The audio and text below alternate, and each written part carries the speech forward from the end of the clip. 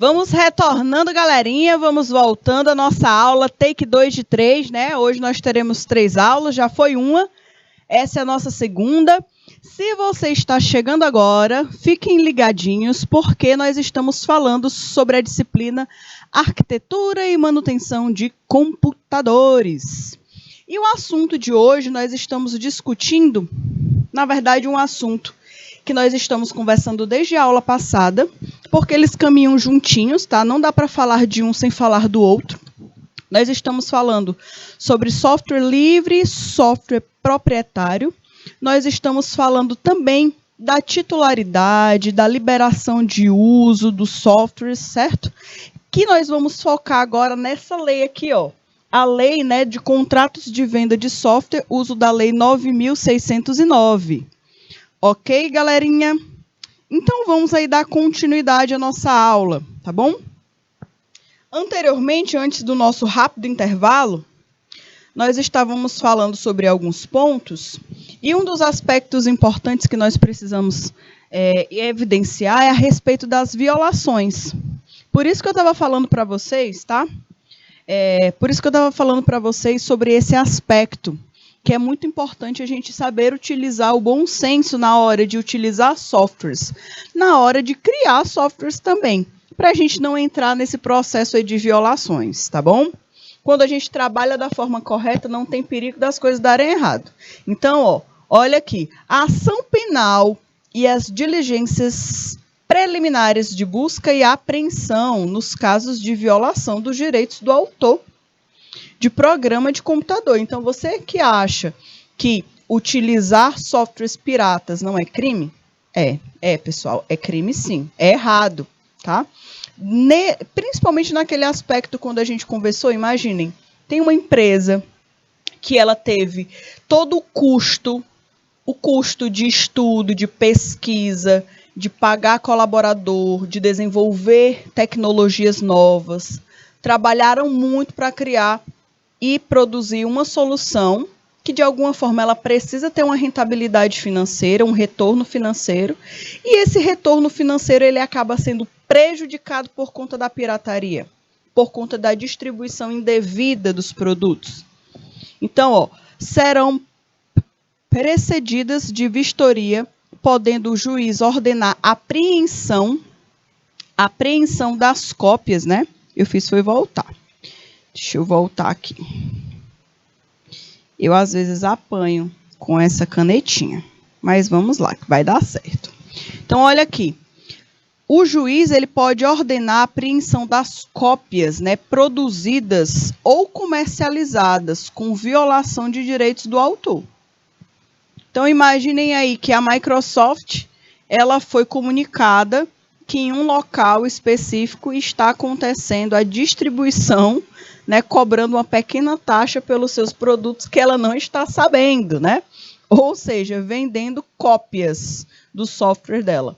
Se ela quiser, ela tem todo o direito de entrar, né, na parte judicial e solicitar que seja recolhido, que seja apreendido todas as cópias produzidas e comercializadas com a violação do direito autoral, com a violação da venda indevida dos produtos que são de sua responsabilidade. Suas versões e derivações em poder do infrator ou de quem as esteja expondo, mantendo em depósito, reproduzindo ou comercializando. Então, nesse caso aqui, a fabricante, a produtora, a criadora do produto, ela pode sim estar querendo aí os seus direitos, ela tem todo o direito disso. Independente da ação penal, o prejudicado poderá intentar a ação para proibir ao infrator a prática do ato incriminado, com a comunicação de pena comunitária para o caso de transgressão do prescrito. A ação de abstenção da prática de ato poderá ser cumulada com relação às percas, os danos, os prejuízos decorrentes aí da infração. Independentemente de ação cautelar, preparatória, o juiz poderá conceder medida liminar proibindo ao infrator a prática do ato incriminado, nos termos deste artigo. Isso tudo aqui que a gente está falando, pessoal, nós estamos nos voltando para a parte da criação na parte da comercialização de softwares, tá? A gente está focando aqui na comercialização dos softwares, ok? Deixa eu dar uma olhadinha bem aqui, deixa eu responder o pessoal. O pessoal de Alagoinha, né, tá querendo saber com relação às aulas. Pessoal, conversem comigo no grupo do WhatsApp, tá bom? Me lembrem lá no grupo do WhatsApp que eu converso com vocês, certo? Vocês já estão lá no grupo do WhatsApp. Então, o pessoal que está com a mesma dúvida aí com relação às aulas do primeiro semestre, podem conversar comigo no WhatsApp que eu converso com vocês. Nos procedimentos civis, as medidas cautelares de busca e apreensão observarão o disposto no artigo anterior. Esse aqui está falando de uma forma geral que o titular, o dono, o proprietário, o criador do software, ele pode sim se achar lesado se terceiros estiverem comercializando seu produto sem ele estar ganhando a parte dele, sem ter sido comunicado, sem ter feito um acordo entre as partes. E ainda, né, pessoal, a parte da pirataria. Então, imaginem aí o jogo, como o caso aí de um aluno que colocou aqui no chat do YouTube, falando que um jogo original custa em média de R$150. E o pirata, por exemplo, custa em média R$10. Pelo preço você percebe, né? Tem alguma coisa errada. Aí você fala, eu achei que era original. Comprei. Como é que tu compra um jogo que é R$150 e tu compra por R$5, por exemplo, e acha que ele não é pirata? Tem alguma coisa errada, né? Então tem que ter atenção, pessoal.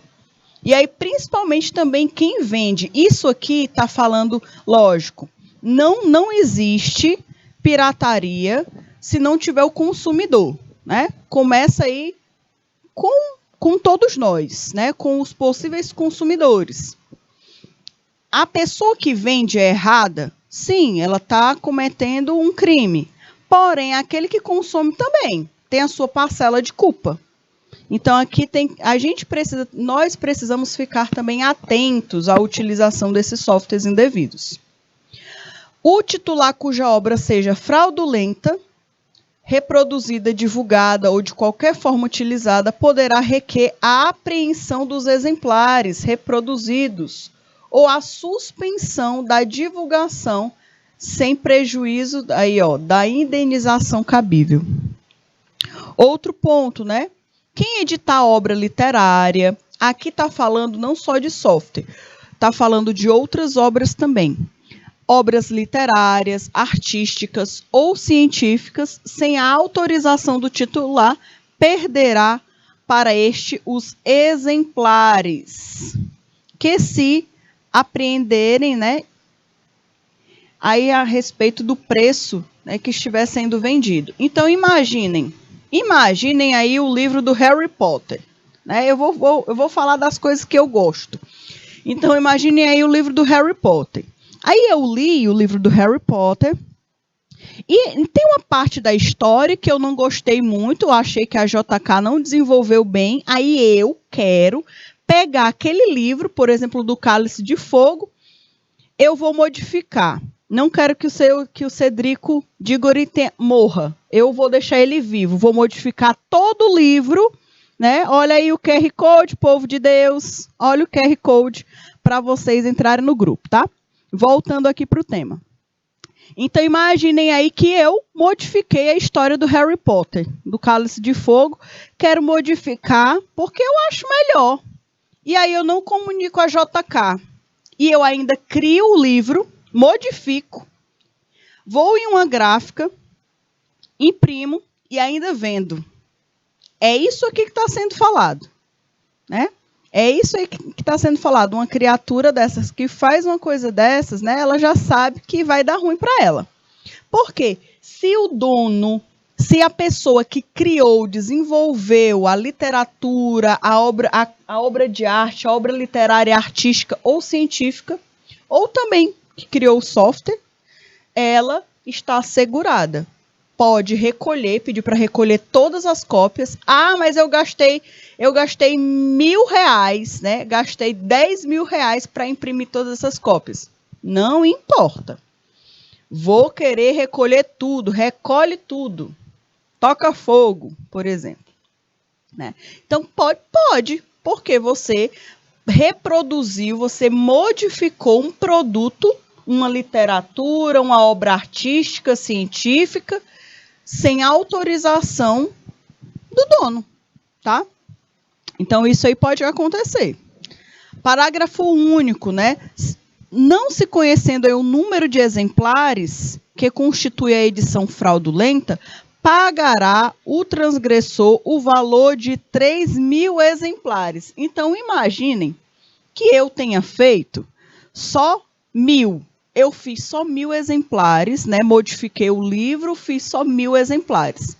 Só que quando foi para a justiça, o pessoal não encontrou a quantidade de exemplares que eu tinha feito. Eu só fiz 1.000. Mas se eles não tiverem a comprovação de quantas unidades eu fiz e vendi, eu vou pagar 3.000. Olha aí, 3.000 exemplares. É isso aí que acontece, tá? Então, isso daqui, pessoal, essa lei existe para assegurar o criador, para assegurar o desenvolvedor, o titular.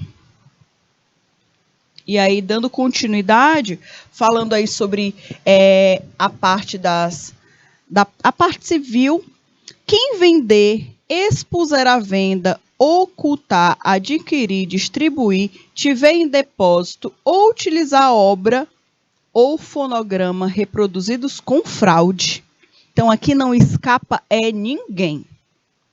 Aquele que criou, aquele que reproduziu, aquele que vendeu, aquele que distribuiu, aquele que deixou armazenado lá no depósito, aquele que compra, ninguém se livra da pena, né? Olha aí.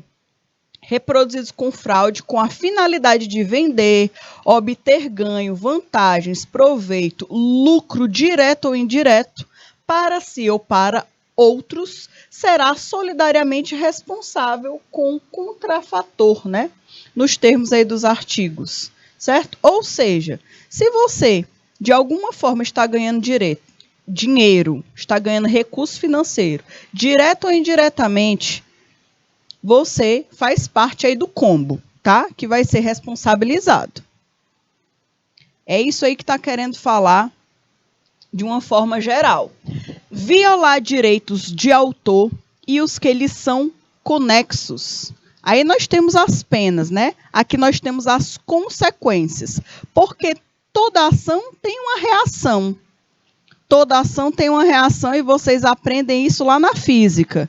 Aqui no mundo real também, com relação aos direitos e aos deveres, a falta de ética também, né? Tem aí um rebote, tem um retorno, e o retorno é esse. Olha aqui, violar direitos de autor e os que lhes são conexos. Essas aí são algumas das penalidades, né? Detenção de 3 meses ou 1 ano e multa, né? Outro aspecto, a violação consistia em reprodução total ou parcial, né, com o intuito de lucro direto ou indireto, não importa, também entra no bolo. Também tem a pena, né, a pena de 2 a 4 anos e ainda multa. E aí, galerinha, isso daqui que eu trouxe para vocês é para vocês terem a dimensão de que não é só, por exemplo, quando você... no aspecto de um vídeo, né, de filme, que é o que em muitos casos é o que às vezes a parte da pirataria tem um acesso muito grande, né, na distribuição de jogos e de filmes, certo? Mas não é só nesse aspecto a pirataria, é também no aspecto de software.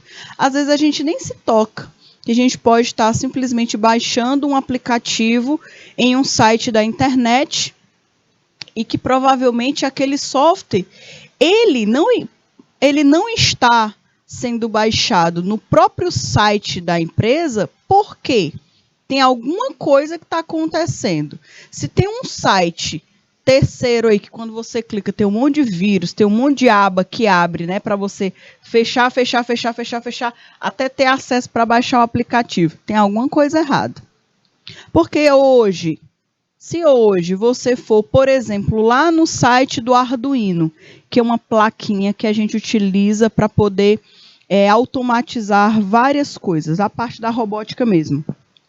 O software deles, você vai lá no site, tem lá download, você escolhe o computador e você baixa. Não tem segredo. É a coisa mais simples do mundo. O Ubuntu da mesma forma. Se você entrar lá no site do Ubuntu, você tem acesso para baixar. Se você for lá no site do LibreOffice, que é aquele editor de texto, apresentação, planilhas eletrônicas, você também consegue baixar de uma forma muito fácil.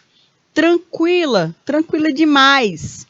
Porque todos esses você tem acesso direto do próprio criador. O criador que está te liberando. Agora, quando a gente utiliza, às vezes a gente nem se toca, né? Às vezes a gente nem para. É algo tão natural, é algo que todo mundo faz tanto, que às vezes a gente não se toca, que nós estamos utilizando recursos, né? Sem autorização do criador. Softwares proprietários, que para você utilizar, você precisa pagar a liberação para utilizar esses recursos. E aí, galerinha, com relação a isso, a softwares, a gente pode falar até das streams de filmes. Eu até comentei com vocês também sobre as streams de filmes, como, por exemplo, a Netflix, Disney Plus, Globoplay e muitos outros, né? Prime Video. Essas streams de filmes, elas estão passando por um momento assim bem complicado, porque as criaturas pagam uma tela. E aí, quando se espanta, 10 pessoas estão utilizando aquela mesma tela, sendo que aquela tela só deveria ser utilizada uma tela por vez, né? Então, imagine, eu tenho uma Netflix, eu compro uma tela, eu acho que é 14 e pouco, alguma coisa do tipo. E aí, eu posso usar no meu computador. Estou usando o meu computador. Não quero mais usar no meu computador. Eu vou desconectar e vou colocar na minha TV. Posso? Posso. Eu não quero mais na minha TV, estou saindo de casa, estou indo aí na estrada, por exemplo, no banco do passageiro, né, no caso. Então, vou desligar a minha TV, desconectar da TV a Netflix e continuo no meu celular. Ok, assim pode uma tela? Pode. Agora, se eu e mais 2 colegas estão acessando a Netflix de uma tela, de uma única vez, os 3, isso não pode. Aí você precisa ter licença para 3 telas. Você precisa pagar a licença para utilizar de 3 telas. Muita gente, o que faz? Né? Eu tenho uma tela, eu tenho uma stream de 4 telas, por exemplo. Tenho uma stream de 4 telas. Mas eu só sou uma pessoa. Eu quero dividir essas outras 3 telas com outras pessoas. Ok, tudo bem. Tudo certo. Aí você pode liberar para essas 3 pessoas. Por quê? Porque você está pagando pelas 4 telas, por exemplo. Então, isso está acontecendo muito. Eu até falei para vocês na semana passada que a Netflix ela está tentando aí, eu acho que, se é que já não tem essa solução, está só esperando lançar. Eles estão desenvolvendo uma tecnologia, estão vendo aí uma forma de conseguir controlar isso, né? Só liberar acesso para determinadas máquinas específicas, fazer esse monitoramento de uma forma mais fiel, porque eles estão perdendo muito dinheiro. Não só a Netflix, mas muitos outros. Muitas outras streams. E aí, galerinha, essas streams, elas vieram... Não sei se vocês se lembram, alguns anos atrás, as polêmicas de pirataria que tinha, de sites piratas, que tinham vários filmes, né, lançados no cinema, que o filme lançou no cinema uma semana, na outra semana o filme já estava lá no site. Teve a maior polêmica no jornal, teve gente sendo preso. Depois que esse período passou, anos depois, começaram a surgir as streams. As streams foram uma grande solução, uma boa solução para acabar com a pirataria. Por quê? Porque se a Netflix ela tem lá no seu catálogo, por exemplo, um filme da Disney ou um filme da Marvel, lá no seu catálogo para você ter acesso, é porque ela está pagando os devidos direitos para o produtor, para o criador daquele vídeo. Então tá tudo legalizado, tá tudo ok. Enquanto ela paga, ela pode colocar lá no stream dela, né? A gente pode ter acesso. Então, há algum tempo atrás, todos os filmes do Harry Potter saíram da Netflix, não estão mais lá, para a infelicidade de muitos. Por quê? Porque a empresa, a HBO, ela acabou criando a sua própria stream e todos os seus filmes vão ficar lá. Então, não tem mais Harry Potter nesses outros lugares, não. Então, galerinha, isso aqui, essas streams, elas vieram como uma solução, porque é mais barato. É muito mais barato do que pagar uma TV por assinatura, no caso, né? Que era muito caro. Nem todo mundo tinha acesso à TV por assinatura, então as streams são mais baratas. Dessa forma, ao invés da pessoa ficar entrando lá em milhares de sites para encher o computador de vírus, que a gente já conversou também sobre estas criaturas que existem aí nos sites, você paga um stream, pode comprar aí 2 telas, compartilha com um colega para cada um pagar R$10 por mês, por exemplo, e aí dá certo. E aí você tem acesso a uma gama de filmes que não são piratas, você não está contribuindo aí para a pirataria, por exemplo. Então essa foi uma excelente solução que aconteceu, tá? No caso aí da pirataria. E aí, galerinha, foi uma grande solução. Então, pessoal, toda a ação tem uma reação. E a má utilização de recursos de forma incorreta pode gerar, sim, né, consequências drásticas. Patente de software, né? É possível você patentear um software. Você cria um software e você fala, olha, de uma forma legal, esse software aqui foi feito por Amanda da Silva Souza, ano de 2022.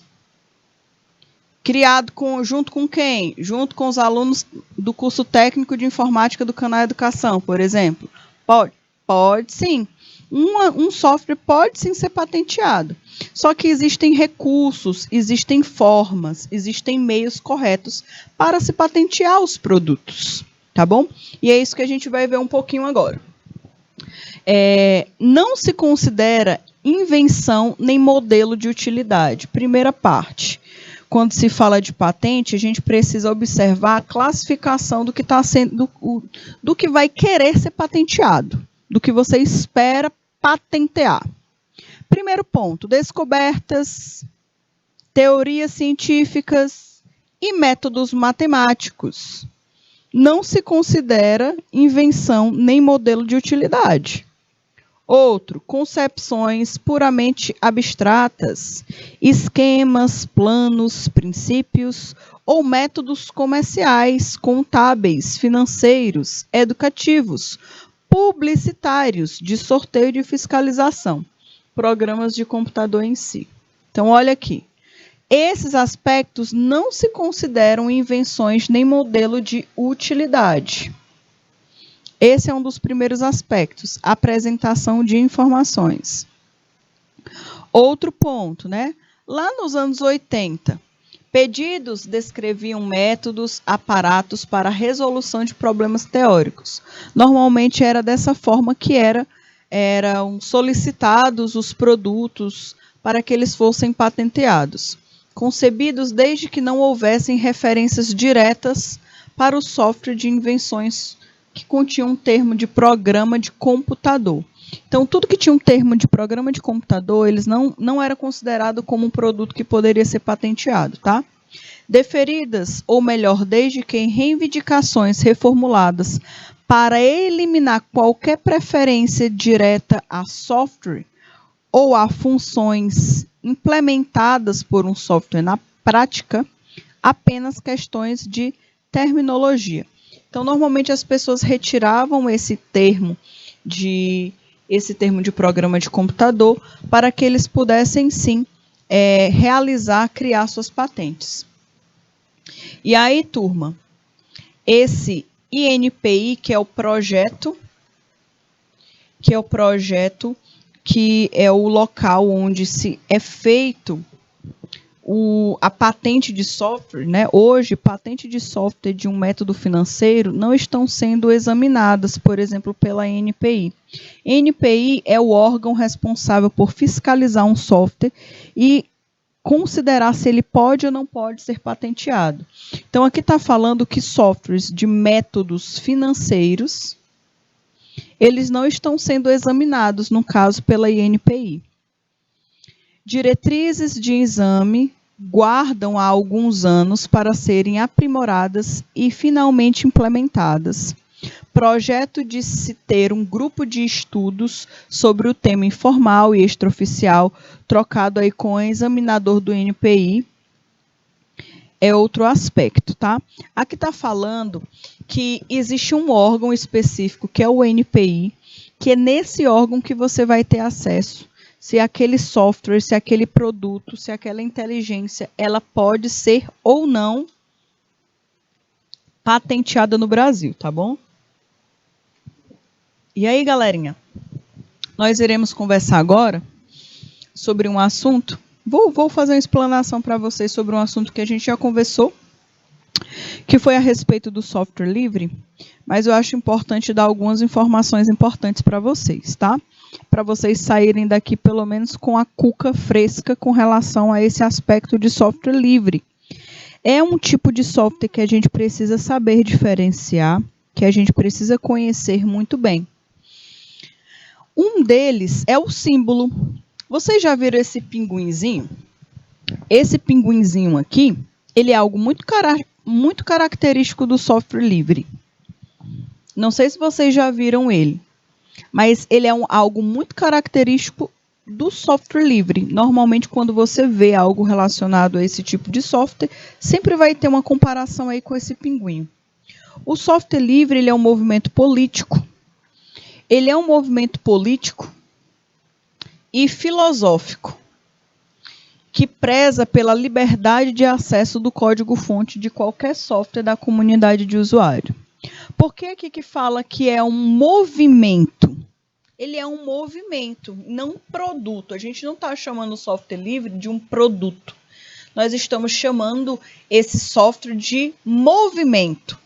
Porque é uma comunidade mesmo, é uma comunidade de programadores que tem uma filosofia de uso de software, que eles têm a filosofia de compartilhar, de disseminar esse conhecimento para a maior quantidade de pessoas do mundo conseguirem utilizar software de uma forma gratuita e de uma forma livre para estudar, modificar, aprender, desenvolver novos recursos, todos eles voltados aí para a necessidade da comunidade, que preza aí pela liberdade de acesso ao código, fonte de qualquer software pela comunidade de usuários. Segundo a Free Software Foundation, a FSF, qualquer usuário tem o direito de executar, copiar, distribuir, estudar, mudar e melhorar o software. Então, eu quero saber de vocês. Vocês já entenderam? Eu quero saber se vocês têm alguma dúvida com relação a esse aspecto das principais diferenças de um software proprietário para um software livre. Vocês entenderam aí que o software proprietário, ele te dá acesso a você utilizar só e somente só o que você, por exemplo, pagou.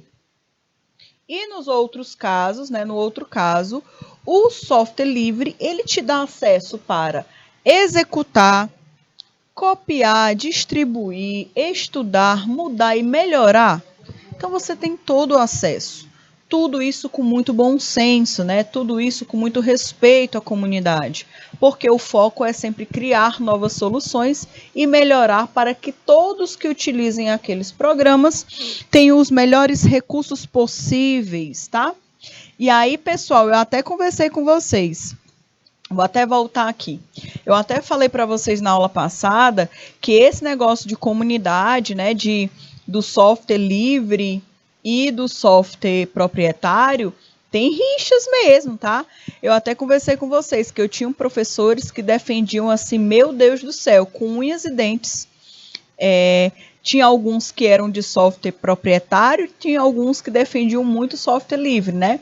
Tinha uns que eram muito claros, que eram loucos pelo Windows. Brigas, né? Brigas. E aqueles que defendiam o software livre, porque é uma filosofia, né? E eles defendem mesmo, né?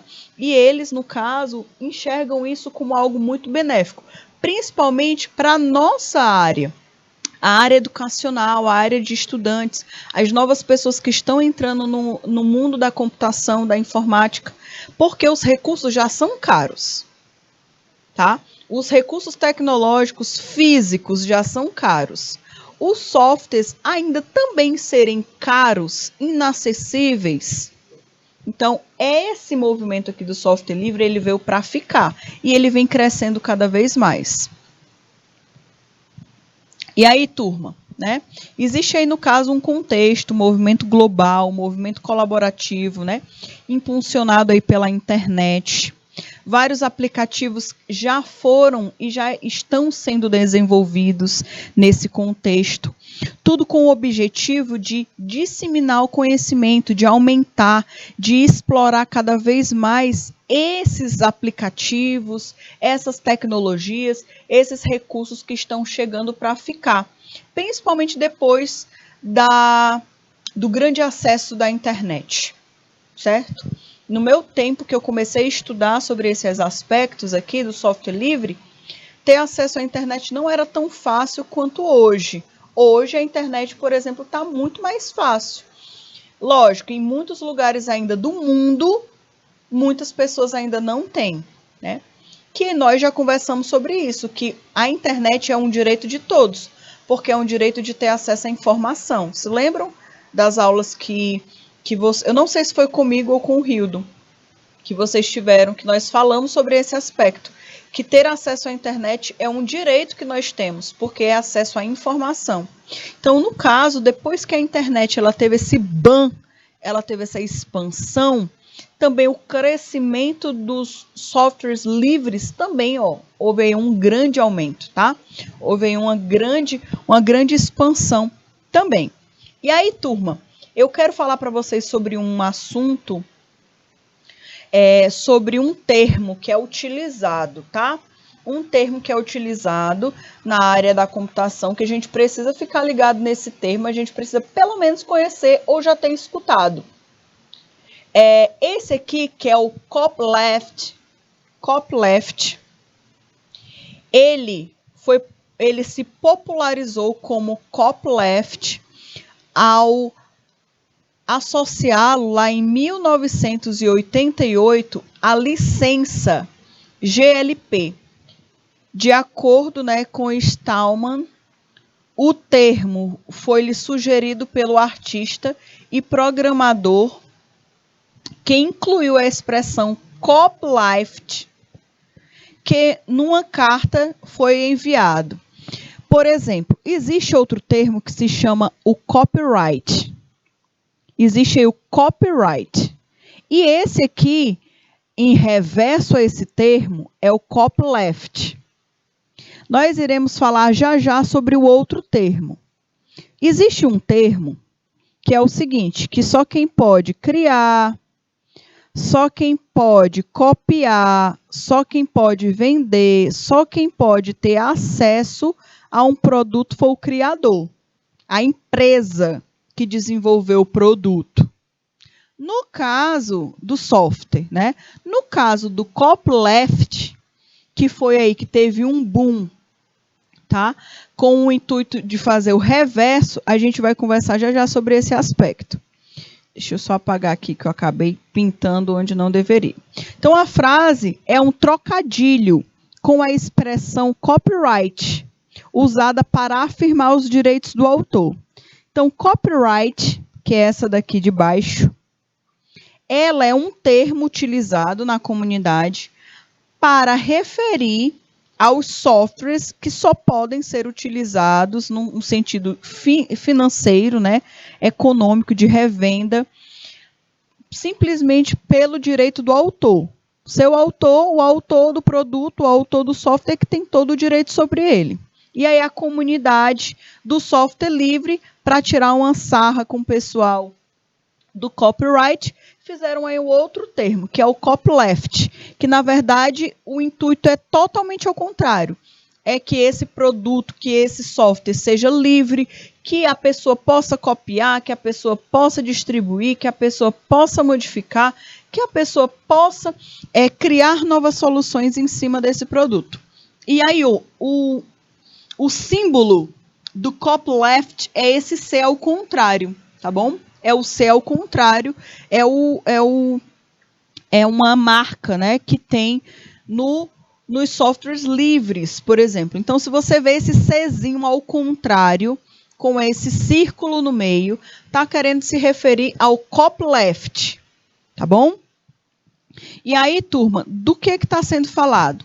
O software sob a licença software copyleft, ele requer que as suas modificações ou extensões do mesmo sejam livres. Precisa atender aquelas 4 características, aqueles 4 pontos de liberdade. Vocês se lembram? Aqueles 4 pontos de liberdade que precisam ser obedecidos aqui. Passando adiante, a liberdade de copiá-lo e modificá-lo novamente. Por exemplo, tá? O que faz aí um software ser livre? Um software, para ele ser livre, a gente já conversou, a gente já discutiu sobre isso. Ele é um movimento político, filosófico, que preza sobre a liberdade da utilização do software, de diversos aspectos. De copiar, de reproduzir, de modificar, de estudar esse software. E aí, galerinha, as características, né? As características de um software livre, aí criado aí pela GNU GLP, é a liberdade de executar o programa para qualquer finalidade, a liberdade para modificar o programa, ter acesso ao código-fonte, liberdade de redistribuir as cópias e liberdade de redistribuir versões modificadas do programa, certo? E aí, turma, sobre a licença desse software livre, como é que funciona? Utilizar a própria estrutura da propriedade intelectual para inovar. Você tem acesso a essa possibilidade, né? De utilizar o know-how, de utilizar a estrutura da propriedade intelectual de todos os outros que vieram antes de você, criando, melhorando, aperfeiçoando aquelas tecnologias, você pode se inovar com eles. Outro ponto, criar o conceito de copyleft, né? Criar o conceito de copyleft. Marcassine, o consumo tem o condão de construir o fundamento de software livre. E aí, turma, nós temos também o regime dos contratos atípicos, princípio do direito privado, tudo é permitido, exceto se não houver proibição legal ou ferir a ordem pública. Então, isso aqui é muito importante, porque aqui chega o tal do bom senso, né? Que às vezes muita gente não tem. Então, ó, princípio do direito privado. Tudo é permitido, exceto se não houver proibição legal ou ferir a ordem pública. Outro aspecto, o software livre é proibido ou ferem a ordem pública? Isso aqui é uma pergunta. E aí, turma, de acordo com isso, o autor do software ele pode dispor da totalidade de seus direitos. Então, é um direito que o autor tem de distribuir, de dar licença, de liberar a utilização do seu recurso. Então, o próprio autor ele tem a autoridade de transformar o seu software em livre, tá? Ou parte dele através da licença. Dirigismos contratual. Licenças de software comercializado devem ter prazo de validade técnica. Devem ter prazo de validade técnica. E aí, turma, ainda falando sobre essa licença da GNU GLP. o autor ou titular de direitos sobre o software cede alguns dos seus direitos, exigindo aí algumas contraprestações, mas não para si. É possível vender software livre? E aí, o que é que vocês acham? Quero saber com vocês. Essa pergunta eu quero que vocês me ajudem. É possível, no caso, vender um software livre? O que é que vocês acham? Me digam aí. Pessoal aí de Fartura, de Alagoinha, de Juazeiro, que estão por aqui. E o pessoal de Currais. E de todos os outros polos que estão aqui conosco ao vivo. O que é que vocês acham? De acordo com o que a gente conversou, é possível vender um software livre? Já que ele se tornou um software livre porque o próprio proprietário, criador, ele deu acesso total a quem o utiliza? O que é que vocês acham? E aí vocês podem colocar aqui no chat a opinião de vocês. O que é que vocês acham, certo? Me falem aí antes de eu dar o spoiler, que eu não queria dar spoiler para vocês, tá? É possível vender um software livre, já que o autor titular dos direitos sobre o software, ele cede alguns dos seus direitos, exigindo aí algumas contraprestações, mas não para si. Por exemplo, o pessoal de Currais acha que não, né? Acha que não é possível vender o software livre. E vocês aí que estão no YouTube, o que é que vocês acham? É possível ou não vender um software que é livre, já que o próprio autor deu a liberdade da utilização e modificação do código? O que é que vocês acham? Vários modelos de negócio, né? Existem aí alguns modelos. Existe aí a distribuição, existe aí a assistência técnica, a customização, a educação, a parte da informação. Distribui a receita e depois abra um restaurante, né? Esse aí é um dos aspectos. E aí, galerinha, olha aí o que acontece. Apesar das restrições e da existência de modelos de negócio fundados no software livre, o licenciamento do software é essencialmente um negócio jurídico gratuito. Esse aí é o primeiro ponto. Olha aí, o pessoal de Currais falou que é possível copiar, modificar, redistribuir, etc., mas comercializar não, né? O pessoal de Coronel José Dias falou que não é possível, né? Então, vamos dar uma olhada, de acordo aqui com o que está sendo falado. Ó, aqui, pessoal, está falando o aspecto de que não é indicado, né? Não é indicado você fazer isso. Às vezes, quando vocês entram, por exemplo, em um site que tem software livre, ele sempre pede uma contribuição. Você pode contribuir. Você vai estar contribuindo mesmo, você não vai estar pagando por aquele software, você vai estar contribuindo. Porque, por exemplo, para você utilizar um software, um sistema operacional, você pode dar uma contribuição de R$10, de R$15, R$20, por exemplo. Você não está pagando o valor que aquele software vale. Você sabe que esse valor realmente uma contribuição. Normalmente, para que eles pedem isso? É para manter essa comunidade nativa, que muitas das vezes, né, existem pessoas que realmente trabalham com isso, e elas, é a fonte de renda delas também. Então, não é para tornar, no caso, o criador rico, como no caso da Microsoft. O intuito não é esse, o intuito é deixar a comunidade ativa. Tá? Então, é por isso que às vezes eles pedem essas contribuições. É muito comum em sites de softwares livres, eles sempre pedirem uma colaboração, tá? Então, isso daí é diferente. A parte da contraprestações. Prestar informações sobre o regime de licenciamento. Vamos aí tentar um pouquinho a cláusula de não indenizar a existência de garantia. O código-fonte deve acompanhar o software. Modificações no software devem ser mantidas em regime livre de copyleft, desculpa. Responsabilidade civil, né? Com relação à responsabilidade desse software, a parte civil, o que é feito? Casos são raros ou inexistentes, até mesmo para softwares não livres, por exemplo. Nexo que causalidade é difícil de ser restabelecido.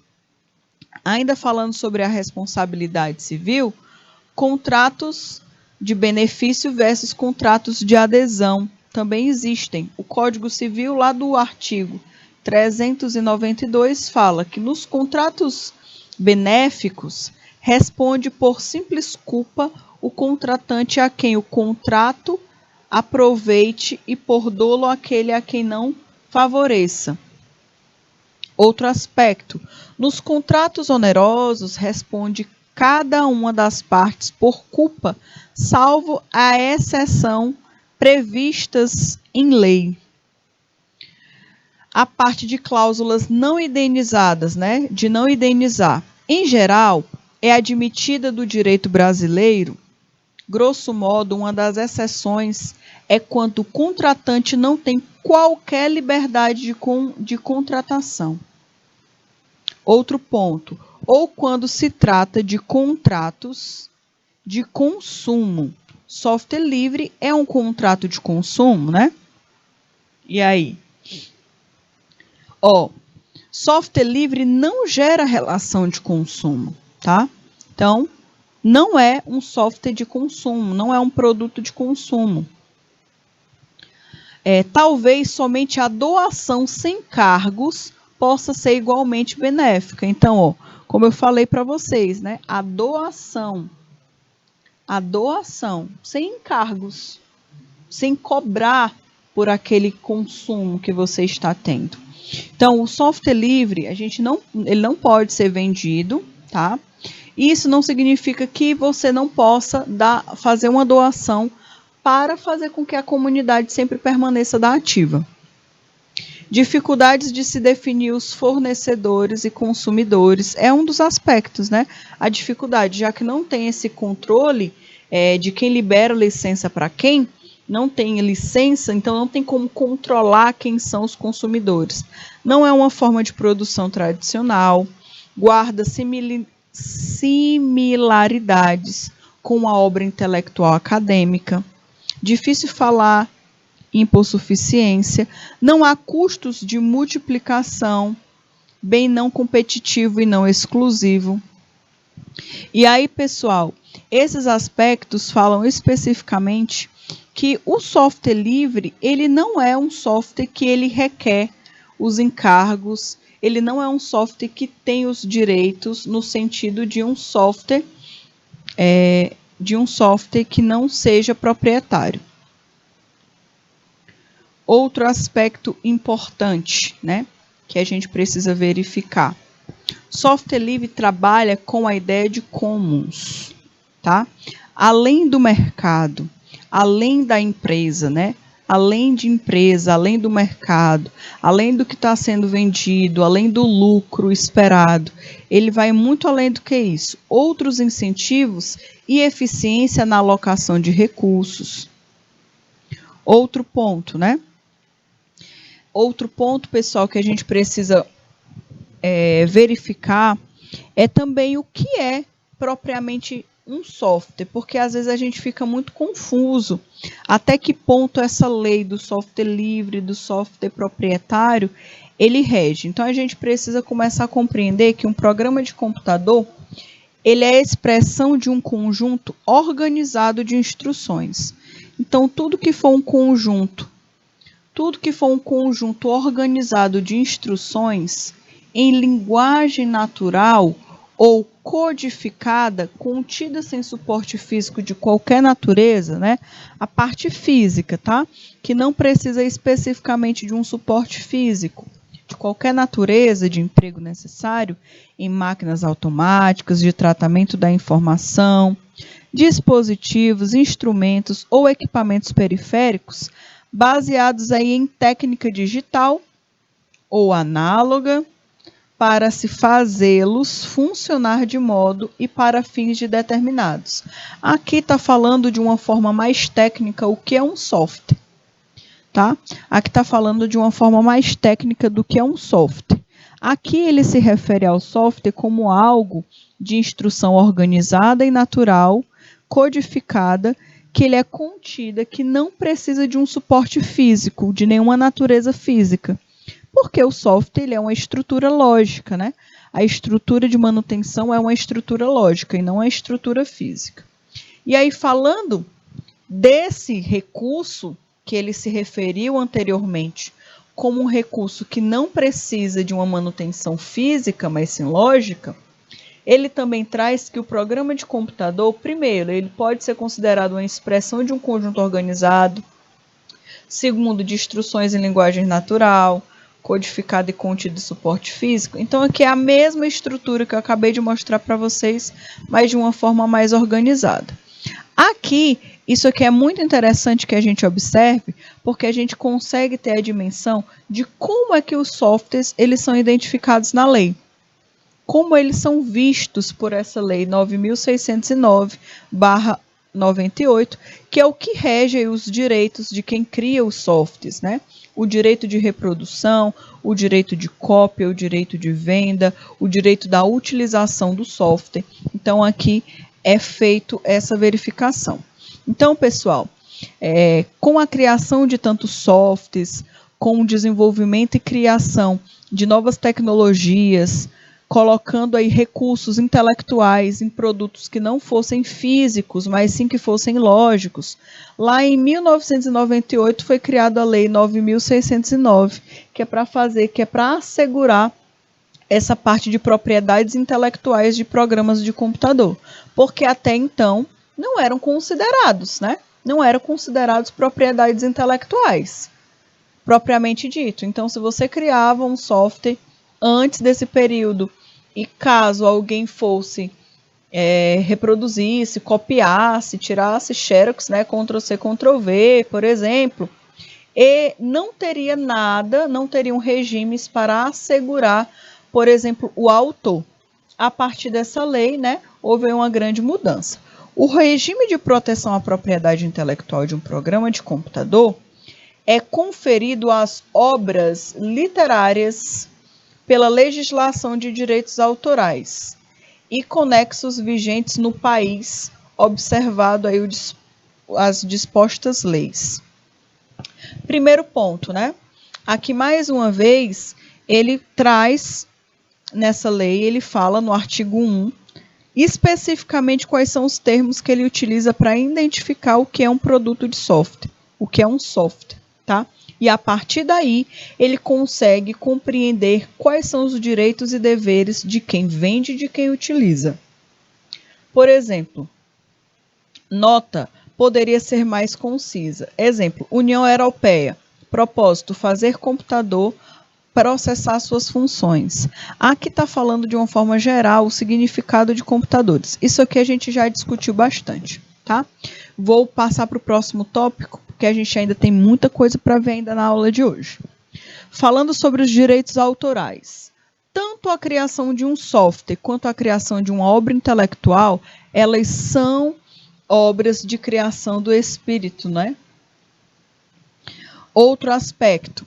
Tanto o desenvolvimento de um software quanto o criador de uma música, tanto o desenvolvedor de um software quanto o criador de uma música, por exemplo, são verdadeiros artistas que usam seu conhecimento, sua imaginação e o seu espírito para cumprirem uma missão, né? No caso específico, desenvolver um programa de computador. Então, aqui ele compara, né? Ele compara um criador de música, aquele que cria uma música, que cria uma obra artística. Ele também, uma pessoa que cria, que desenvolve um software, ele também pode sim ser considerado como artista. Por isso, né, que merece como tal os seus direitos autorais.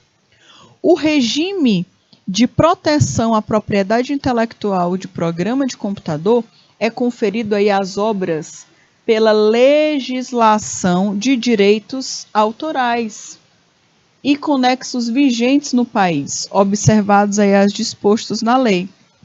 Direitos autorais. Não se aplicam ao programa de computador as disposições relativas aos direitos morais, ressalvado a qualquer tempo o direito do autor de reivindicar a paternidade do programa de computador e o direito do autor de opor-se, né, à alteração ou alterações não autorizadas, quando estas implicam aí na deformação do programa, da mutilação do programa ou outras modificações do programa de computador que prejudiquem a honra ou a reputação da empresa, do desenvolvedor de software, do autor como um todo, tá?